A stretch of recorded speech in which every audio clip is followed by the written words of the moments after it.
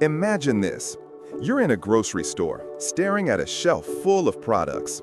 Clothes, electronics, toys, even the packaging on your food. What if I told you that even before these items reached your hands, they all passed through one invisible superpower? Not a president, not an army, not a bank, but a shipping empire. A system of ports, megaships, factories, and supply chains so massive and so fast that it quietly became the backbone of the modern world. And at the center of it all, China.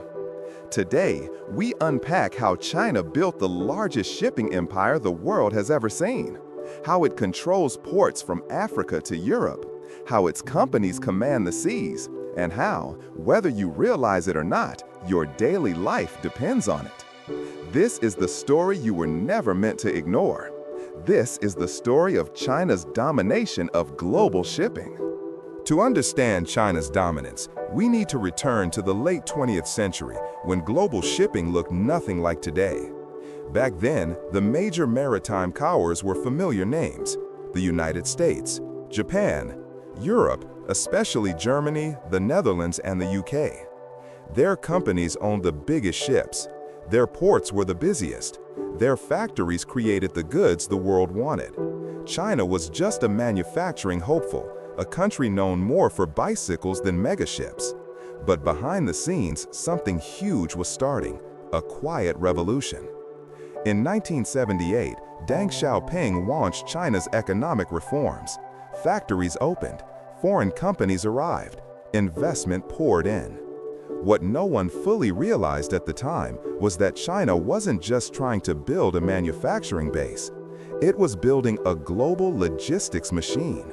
A machine that needed ships, ports, infrastructure, and a world ready to outsource. China saw something everyone else ignored. Whoever controls shipping controls the economy. And so the story begins. As China opened up, companies like Apple, Nike, Samsung, Dell, and thousands more began moving their production there. The reason? Cheap labor, reliable factories, and an increasingly sophisticated industrial zone.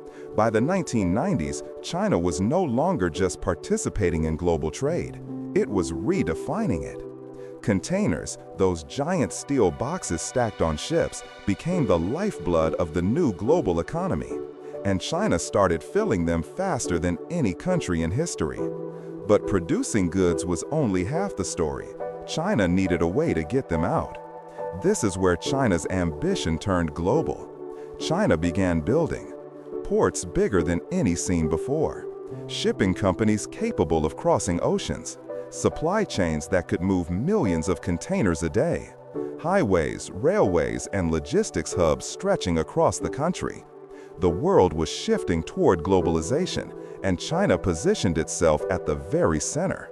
Factories boomed, exports exploded, and China realized that if it wanted to dominate manufacturing, it needed to dominate shipping too.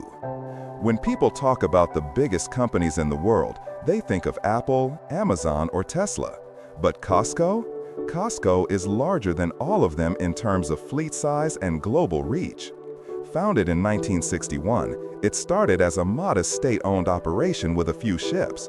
But by the 2000s, China was ready to transform it into a global titan. COSCO began buying ships, massive ones, container ships, tankers, bulk carriers, vessels capable of transporting everything from oil to electronics. It didn't just upgrade, it went supersized. Today, some COSCO ships can carry over 20,000 containers at once. Imagine a floating city of boxes, each carrying thousands of products, crossing the Pacific. China wanted COSCO to be more than a company. It wanted it to be a strategic instrument, a maritime arm of national power. And COSCO delivered.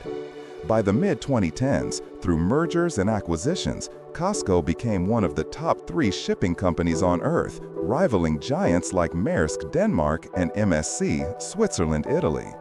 But China didn't stop with ships. Because to dominate shipping, you need ports. People rarely think about ports, but ports are cities of steel, massive landscapes of cranes, containers, robots, and railways. They are the gateways of globalization, and China owns them. Not just inside China, but across the world.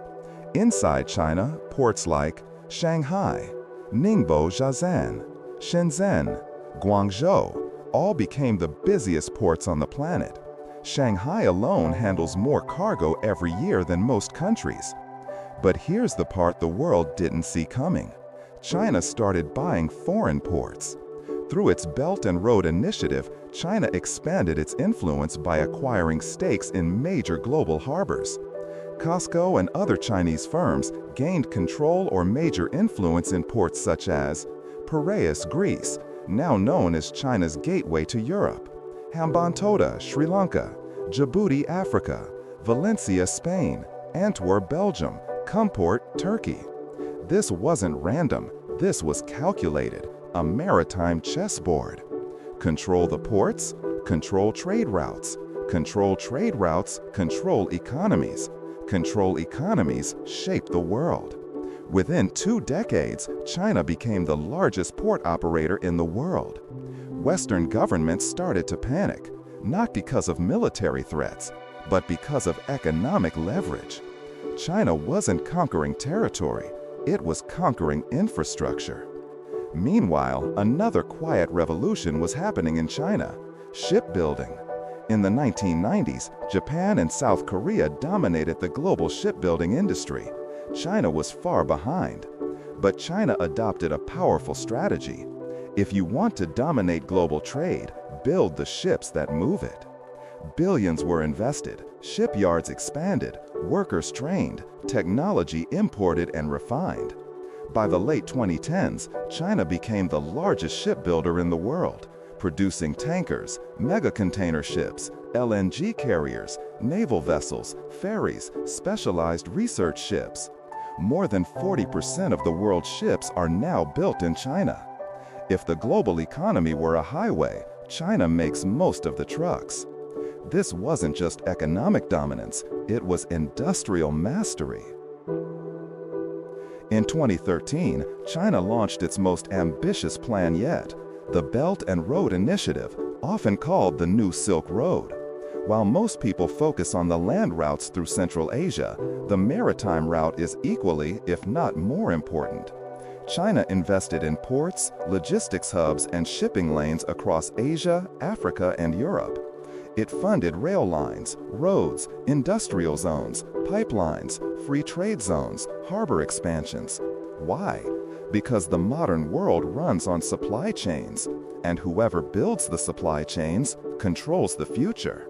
The Maritime Silk Road is not a map, it's a network of influence, a logistics web with China at its center. Some call it cooperation, others call it dependency. Either way, the result is the same. China stands at the heart of the global shipping system. Then came 2020. The pandemic hit, the world stopped. But global shipping, it became more important than ever. Suddenly, everything, from masks to electronics, had to move across oceans. Global chaos revealed a hidden truth. The world relied on China far more than anyone realized. Ports in the West struggled, but Chinese ports reopened faster. Chinese shipping companies kept moving. China's manufacturing machine restarted while others were still locked down. If China closed its ports, the world closed with it. This moment didn't create China's dominance, it simply exposed it. Today, China's maritime power raises global questions. Some fear: economic overdependency, political leverage through ports, strategic influence, security risks, unequal competition from state-backed companies.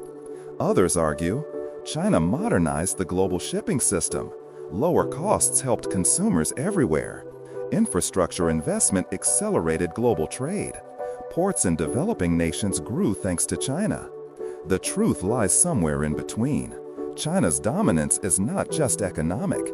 It is geopolitical, strategic, and deeply interconnected with the modern world.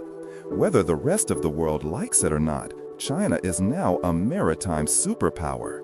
So where does this story go from here? One thing is certain. Global shipping will shape the 21st century just as much as the internet or artificial intelligence. And China, through its ports, ships, factories, and strategic planning, has positioned itself as the captain of that future. You don't have to agree with China's methods. You don't have to admire its strategy, but you can't deny its impact. Every package on your doorstep, every product in your home, every item you order online might have traveled through China's maritime web. The story of China's shipping dominance is still being written, but one thing is clear. The tides of global power have already shifted, and the world is sailing on China's waters. Thanks for watching. If you enjoyed this documentary, don't forget